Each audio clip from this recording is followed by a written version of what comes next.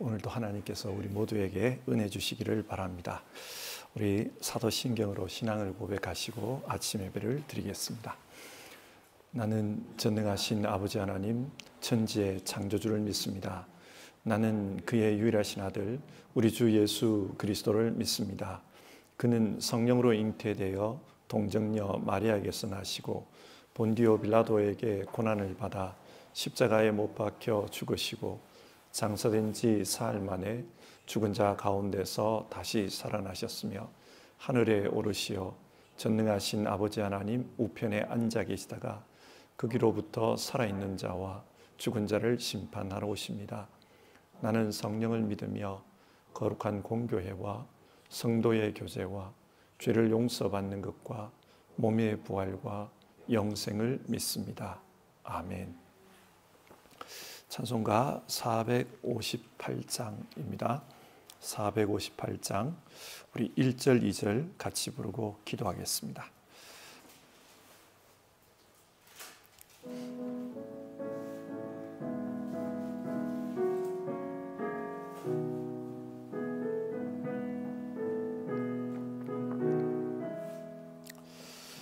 너희 마음에 슬픔이 가득할 때 주가 위로해 주시리라.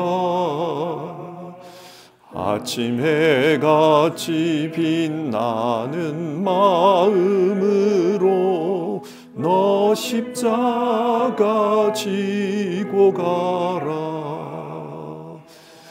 참 기쁜 마음으로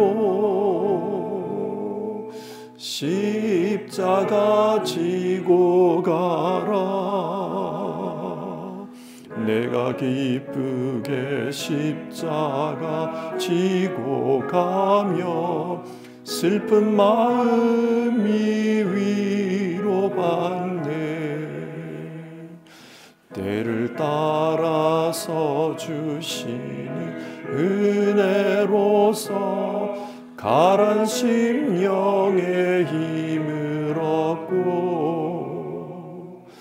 주가 언약한 말씀을 기억하고 너 십자가 지고 가라.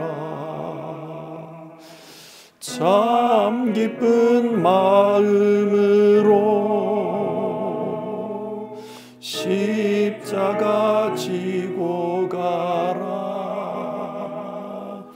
내가 기쁘게 십자가 지고 가며 슬픈 마음이 위로받네.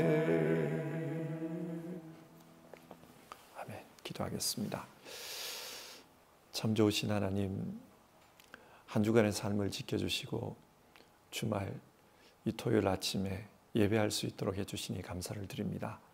하나님, 우리의 삶은 하나님의 인도하심 속에, 보호하심 속에 있습니다. 하나님, 우리가 슬플 때에도 정말 하나님의 보호하심을 믿으며 기쁜 마음으로 십자가 지고 갈 수 있는 우리 모두 될 수 있도록 도와주시옵소서. 한 주간의 삶을 돌아보며 지나갔던 많은 일들에 대해 어떤 부분은 감사가, 또 어떤 부분은 아쉬움이 있을지 모르겠습니다. 그러나 하나님, 모든 것을 하나님의 손길 안에서 합력해서 선이 되도록 하시는 그 하나님의 은혜를 믿습니다. 우리 성도님들 늘 하나님의 이 은혜 가운데 살아가도록 역사해 주옵소서. 오늘도 성경 말씀을 읽으며 또 이 말씀을 가지고 묵상을 합니다.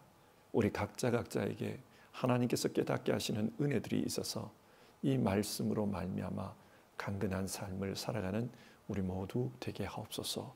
우리 주님 예수님의 이름으로 기도드립니다. 아멘.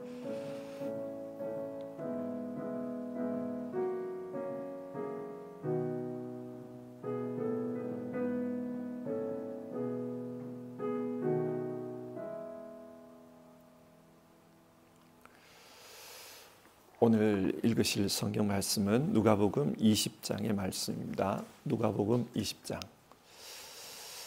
20장의 말씀을 같이 살펴보겠습니다. 이 시간에는 20장 9절부터 해서 19절까지 말씀을 한 절씩 교독해서 읽도록 하겠습니다.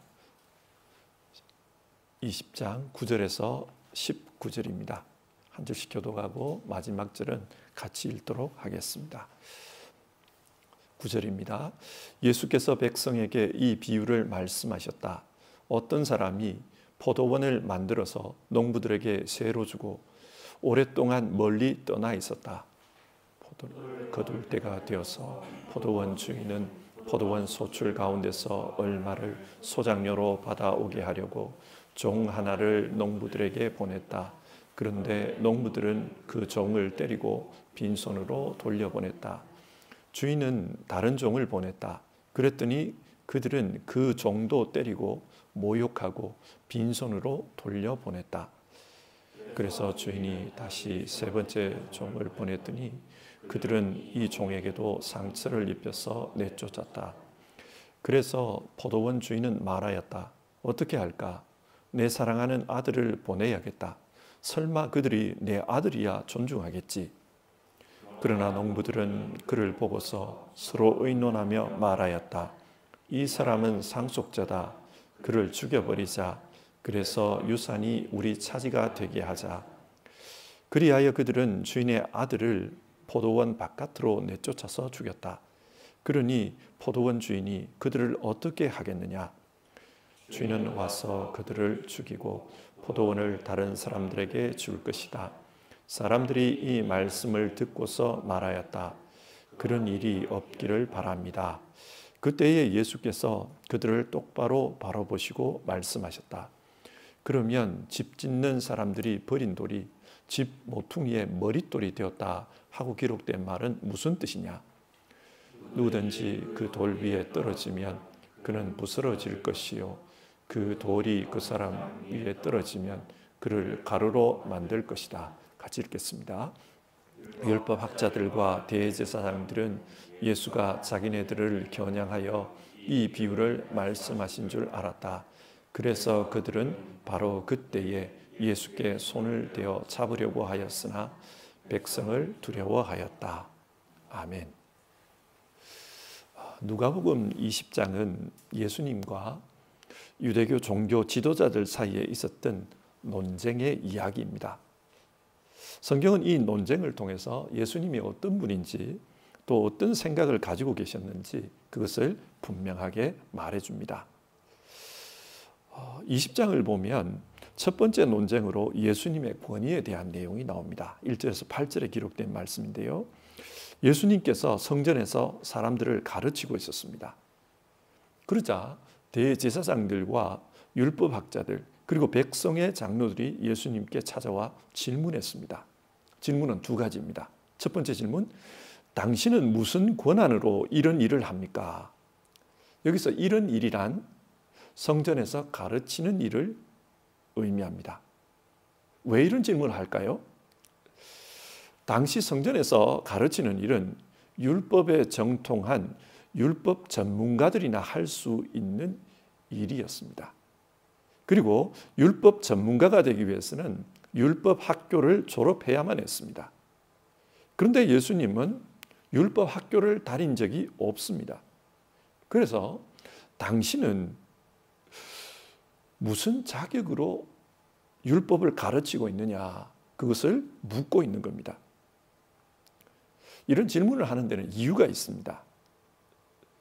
자기들이 보기에 예수님은 율법 전문가가 아니었습니다.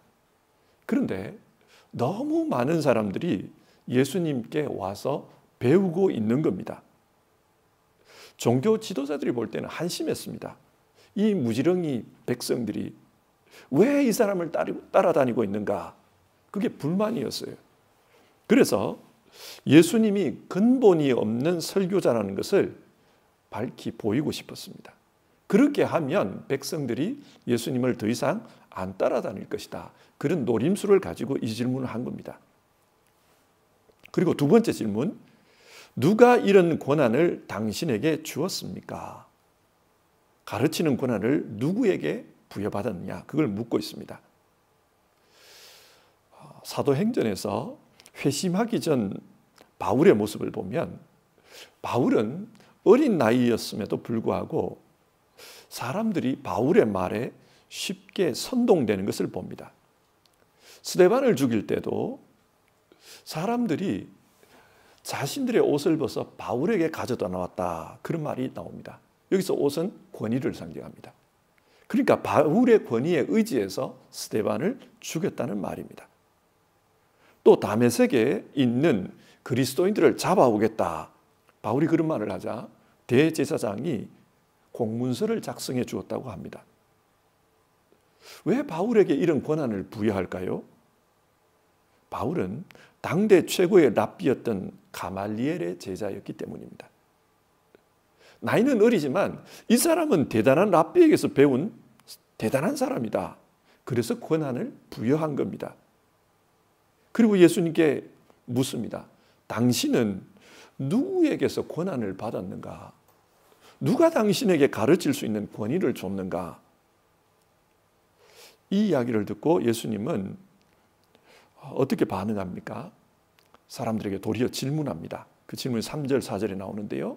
나도 너에게 한 가지를 물어보겠으니 나에게 대답해 보아라.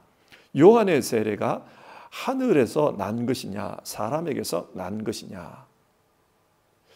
예수님께서 이런 질문을 하신 이유는 자신에게 와서 따지는 그 종교 지도자들의 의도를 정확히 알고 있었기 때문입니다. 이 사람들은 예수님을 당황하게 만들어서 사람들이 예수님을 따르지 못하게 하는 것이 목적입니다. 그래서 똑같은 예로 세례 요한을 가져온 겁니다. 여러분, 세례 요한이 율법 학교를 다녔습니까? 아닙니다. 그는 광야에 살면서 스스로의 경건 생활을 했을 뿐입니다. 학교를 다니지 않았습니다. 이 지도자들의 기준에 따르면 세례 요한도 사람들에게 설교할 자격이 없는 사람입니다. 그런데 모든 사람들이 그 세례 요한을 하나님이 보낸 사람이다, 그렇게 인정하고 있습니다. 그래서 많은 사람들이 세례 요한에게 요단강으로 찾아가서 세례 요한에게 세례를 받았습니다. 여기에 종교 지도자들의 고민이 있습니다. 5절과 6절을 보면 세례 요한의 권위가 하늘에서 났다고 하면 어찌하여 너는 그를 믿지 않았냐, 그렇게 말할 거고, 사람에게서 났다고 하면 백성들이 우리를 무시하고 돌로 칠 것이다, 그런 고민이 있습니다. 종교 지도자들은 사실 그 자체가 무엇이냐보다도 백성들의 여론이 무서웠습니다. 그래서 모르겠다고 말합니다. 성경은 이 이야기를 통해서 세례 요한이 어떤 제도권의 교육을 받지 않았음에도 불구하고 하나님의 사람이었듯이 예수님 역시 동일하게 하나님의 사람이라는 것을 말하고 있습니다. 자, 이런 일이 있은 이후에 두 번째 논쟁이 일어납니다. 예수님께서 당시 상황과 관련해서 한 가지 비유를 말씀하십니다. 그것은 소작인의 비유입니다. 당시에는 소작인이 많았습니다. 주인의 땅을 빌려서 농사 짓고 농사가 끝나면 그 땅에 대한 빌린 세를 갚는 것이었습니다. 이 비유에 나오는 주인은 하나님입니다. 그리고 농부는 이스라엘 백성입니다. 구약 성경에서는 이스라엘을 포도원으로 비유하는 경우가 참 많습니다. 하나님께서 하나님의 나라, 즉 이스라엘을 이스라엘 사람들에게 맡겼습니다. 그러면 이스라엘은 농부가 때가 됐을 때 세금을 바치듯 하나님의 때에 하나님의 백성으로서의 의무를 다해야만 했습니다. 정의를 행해야 했고, 그리고 사랑으로 살아야만 했습니다. 그러나 그렇지를 못했습니다. 그래서 하나님은 이스라엘 사람들에게 예언자들을 보냈습니다. 세금을 받으러 보낸 거죠. 그런데 이스라엘 백성들은 그 예언자들의 말을 듣지 않고 오히려 때리고 죽이기까지 했습니다. 그래서 하나님은 이래서는 안 되겠다, 내 아들을 보내야 되겠다, 그래서 아들을 보냈다는 겁니다. 그런데 이 농부들은 그 아들을 보고서 어떤 생각을 하는가? 14절을 보면 이 사람은 상속자다, 그를 죽여버리자. 그래서 유산이 우리 차지가 되게 하자. 이런 생각을 합니다. 농부들의 관심은 이 포도원은 우리 마음대로 하는 우리의 소유가 되어야 한다. 거기에 있습니다. 예수님 당시의 종교 지도자들의 바라는 바가 무엇이었을까요? 사람들이 좀 더 깊은 신앙, 더 신령한 신앙을 가져서 하나님을 잘 섬기는 것, 그게 그들의 관심이었을까요? 이스라엘이 하나님을 잘 믿기 때문에 영적으로 부흥해서 정말 하나님이 기뻐하시는 그것을 이들은 목적으로 했을까요? 그렇지 않아 보입니다. 이들이 생각하는 이스라엘의 모습은 자기들의 가르침을 잘 따르는 것입니다. 그리고 자기들이 시키는 대로 잘 하는 것입니다.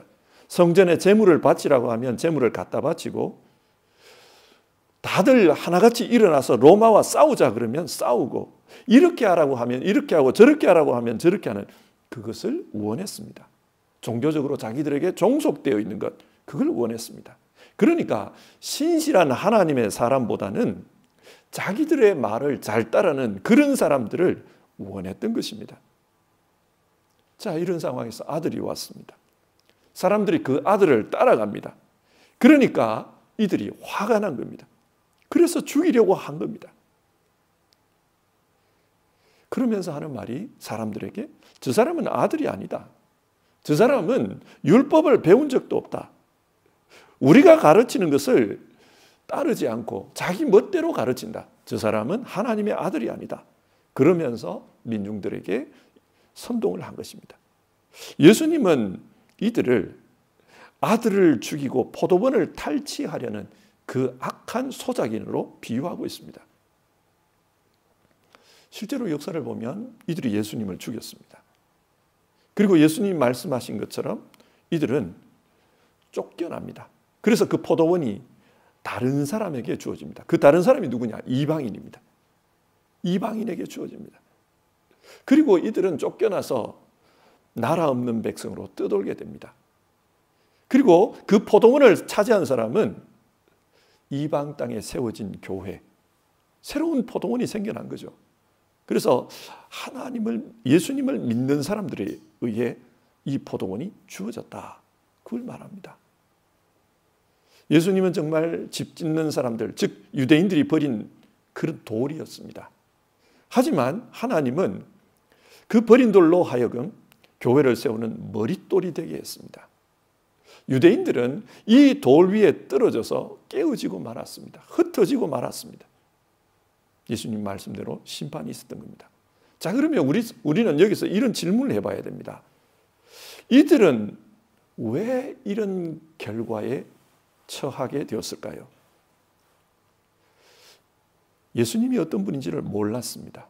그들은 자기 기준에 따라 예수님을 판단했을 뿐 예수님이 어떤 분인지를 몰랐습니다. 그래서 쫓겨나고 부서지는 그런 결과에 처했던 겁니다. 오늘 성경이 우리에게 교훈하는 바는 신앙은 예수 그리스도를 따라가는 것이다. 그것을 말씀합니다. 예수 그리스도를 따라가는 게 아니라 다른 방법으로 신앙하려고 할 때 우리 역시 종교 지도자들과 같은 그런 실수를 범할 수 있습니다. 신앙은 철저히 예수 그리스도를 따르는 것입니다. 20절 이하를 보면 세금에 대한 논쟁이 나옵니다.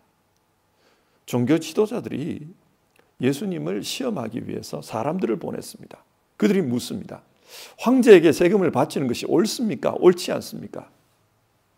이런 질문을 하는 이유는 굉장히 곤란한 상황에 빠뜨려서 예수님을 넘어뜨리기 위해서입니다.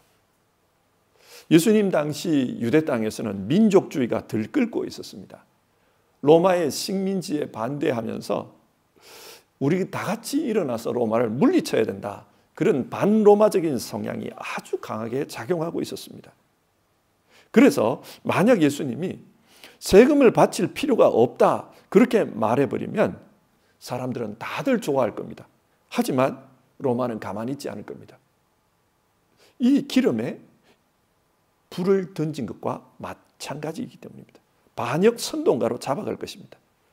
또 세금을 바쳐야 한다 이렇게 말하면 지금 예수님을 하나님의 아들로 믿고 따르던 사람들이 실망할 것입니다.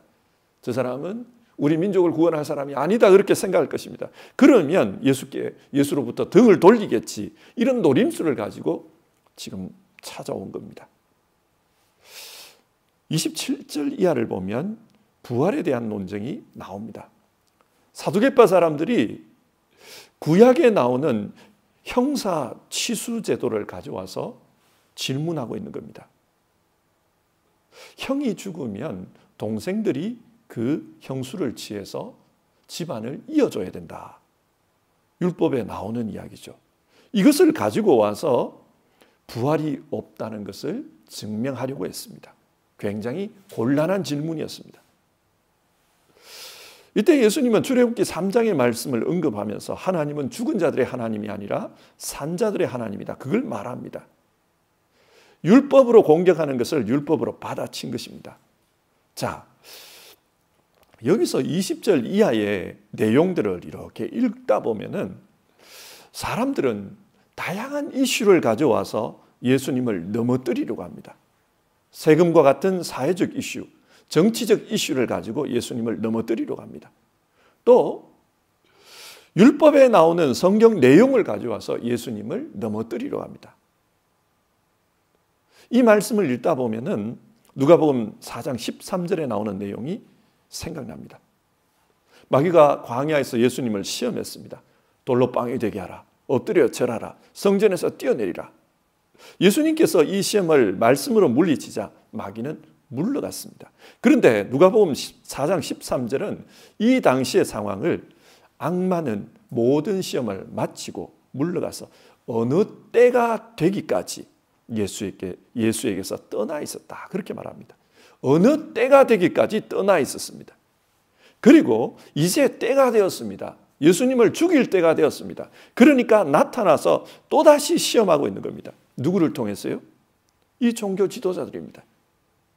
그러니까 지금 이 종교 지도자들은 마귀 노릇을 하고 있는 겁니다.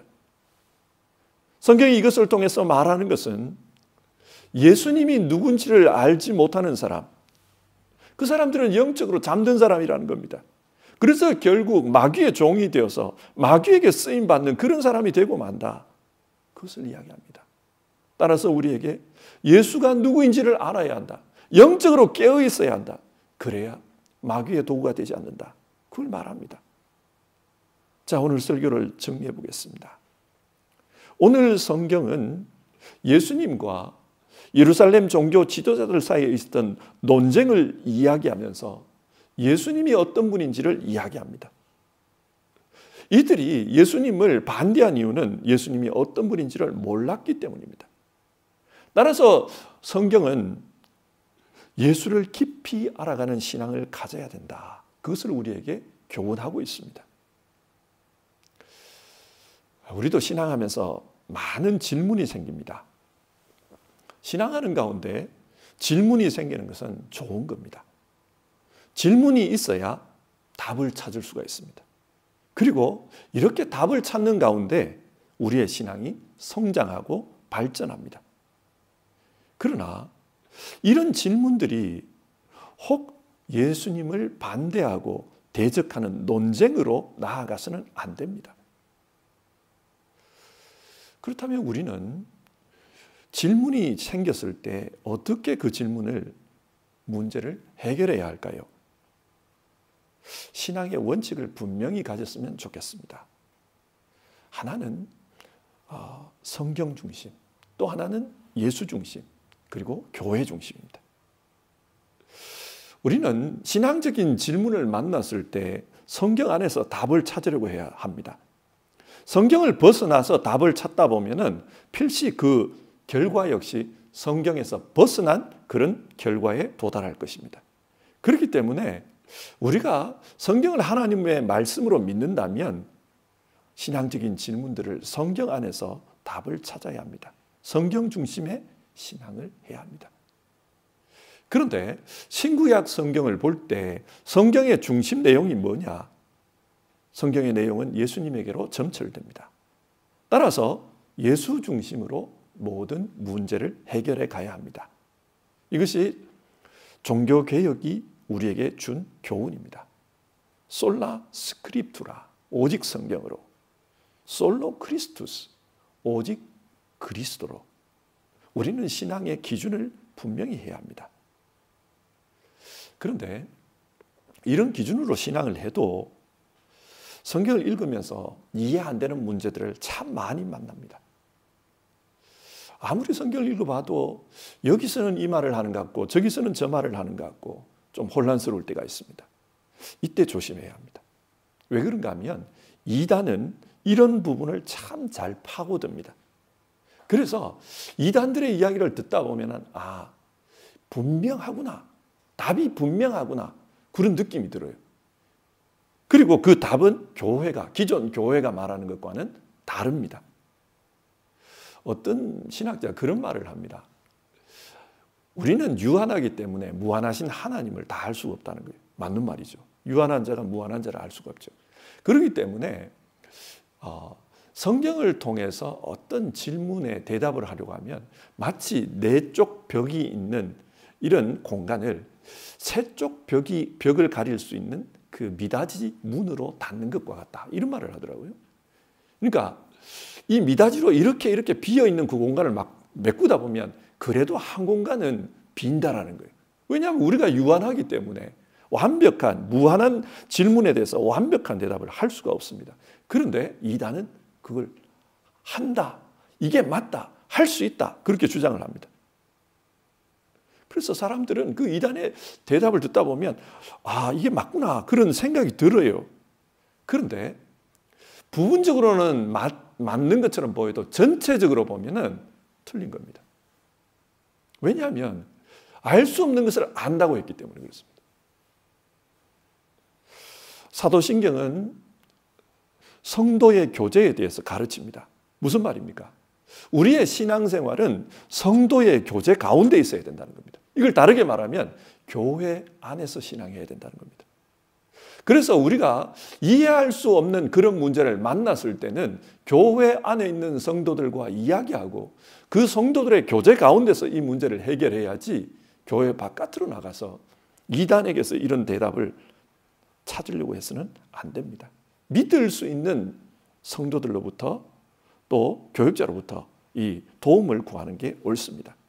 바라기는 우리 모두가 건강한 신앙, 유익한 신앙생활을 했으면 좋겠습니다. 그러기 위해서는 오늘 성경이 말하는 것처럼 분명한 신앙의 기준을 가지고 우리가 신앙해야 합니다.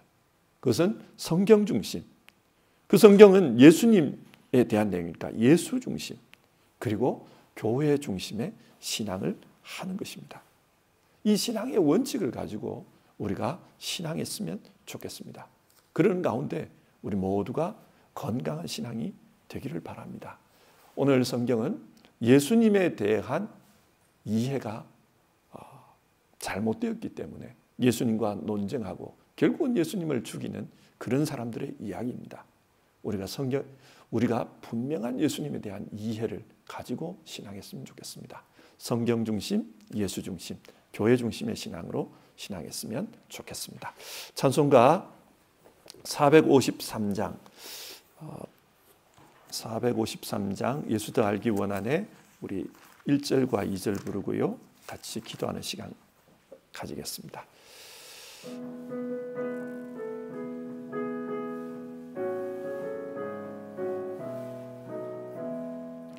예수 더 알기 원하네, 크고도 넓은 은혜와 대속해 주신 사랑을 간절히 알기 원하네. 내 평생의 소원, 내 평생의 소원, 대속해 주신 사랑을 간절히 알기 원하네. 성령이 스승 되셔서 진리를 가르치시고 거룩한 뜻을 깨달아 예수를 알게 하소서. 내 평생의 소원, 내 평생의 소원, 대속해 주신 사랑을 간절히 알기 원하네. 자, 오늘 성경 내용을 생각하면서 우리 같이 기도하는 시간 가지겠습니다. 오늘 성경의 내용은 예수님과 그 당시 종교 지도자들 사이에 있었던 논쟁에 대한 내용입니다. 이들이 예수님과 논쟁하게 된 이유는 예수님이 누군지를 몰랐기 때문입니다. 그래서 논쟁했고 결국은 비극적인 결말로 치닫게 됩니다. 우리도 신앙하다 보면 개인적으로 우리 안에 일어나는 질문들이 있습니다. 그리고 그 질문들이 내 안에서 논쟁이 될 때가 있습니다. 이때 어떻게 해야 되는가? 오늘 우리는 그 문제를 가지고 기도했으면 합니다. 오늘 성경 말씀을 가지고 우리가 정리해 보면 어떤 문제든지 성경 안에서 문제를 답을 찾으려고 노력하는 게 중요합니다. 그리고 성경의 내용이 예수님이니까 예수님을 궁극적인 기준으로 두고 생각하는 것이 옳습니다. 그래도 해결되지 않는 그런 문제들은 교회 안에서 우리가 서로 간에 신뢰할 수 있는 성도들 사이에서 교육자들과의 관계 속에서 교회 안에서 신앙의 문제를 해결하는 게 옳습니다. 그래서 우리 같이 기도하기를 바라는 것은 하나님, 내가 건강한 신앙인으로 살기를 원합니다. 도와주십시오. 예수 중심, 성경 중심, 그리고 교회 중심의 신앙을 할 수 있도록 도와주십시오. 우리가 그렇게 기도했으면 좋겠고 또 우리 교회를 위해서 기도하기를 바랍니다. 하나님, 이단이 참 많은 세상을 우리가 살고 있습니다. 이 세상 가운데서 성도들 건강한 신앙 가질 수 있도록 주님 도와주십시오. 예수 중심의 신앙, 성경 중심의 신앙, 교회 중심의 신앙으로 신앙하는 우리 성도님들 다 되게 도와주십시오. 우리 교회를 위해서 같이 기도하겠습니다.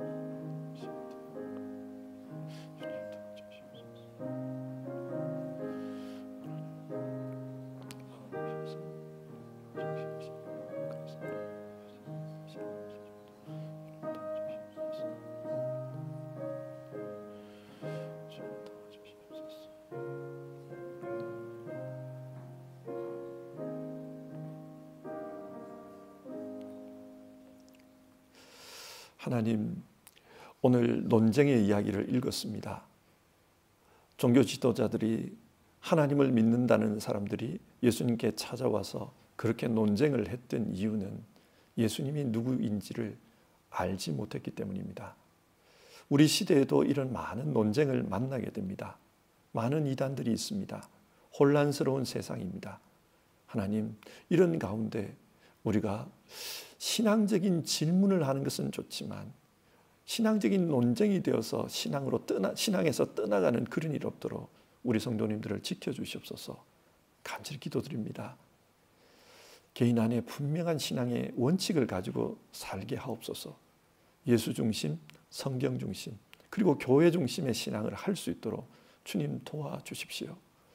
세상에서 살다 보면 세상적인 문제를 가지고 신앙적으로 도전해 오는 경우가 있습니다. 또 세상에서 살다 보면 이성을 가지고 성경의 어려운 부분을 붙들고 도전해 오는 경우도 있습니다. 하나님, 이런 문제들을 만날 때, 이런 도전들을 만날 때 그때 우리가 현명하게 신앙할 수 있도록 주님 도와주시옵소서. 우리 베를린 소망교회에 속한 성도님들 정말로 예수 그리스도 중심, 성경 중심, 교회 중심의 신앙을 잘 지켜갈 수 있도록 도와주시옵소서. 하나님, 우리 성도님들 중에 어려운 상황에 처해 있는 분들 많습니다. 건강에 어려움을 겪고 있는 분들도 있고 또 가정적으로 어려움을 겪고 있는 분들도 있습니다. 또 살아가면서 만난 어려운 문제들이 있는 분들도 있습니다. 주님 도와주시옵소서. 우리 성도님들 이런 어려움을 만나서 믿음이 흔들리고 또 삶의 기반이 흔들리는 그런 경험들을 할 때 주님 도와주셔서 믿음을 지키면서 또 자기 자신을 지키면서 분명한 믿음 위에서 모든 문제들을 극복해 나갈 수 있도록 도와주시옵소서. 하나님의 도우심을 간청합니다. 하나님 역사해 주시기를 간청합니다. 오늘 하루의 삶을 살아갈 때도 주님 우리와 함께 해 주시기를 바라고, 오늘 우리 성도님들이 하는 모든 일들 가운데 우리 주님 성령으로 임하셔서 인도해 주시고 보호해 주시고 또 가는 걸음걸음마다 동행해 주시는 역사가 있기를 바랍니다. 이 모든 말씀 우리 주님 귀하신 예수님의 이름으로 기도드립니다. 아멘. 주기도문 하겠습니다. 하늘에 계신 우리 아버지, 아버지의 이름을 거룩하게 하시며 아버지의 나라가 오게 하시며 아버지의 뜻이 하늘에서와 같이 땅에서도 이루어지게 하소서. 오늘 우리에게 일용할 양식을 주시고 우리가 우리에게 잘못한 사람을 용서하여 준 것 같이 우리 죄를 용서하여 주시고 우리를 시험에 빠지지 않게 하시고 악에서 구하소서. 나라와 권능과 영광이 영원히 아버지의 것입니다. 아멘.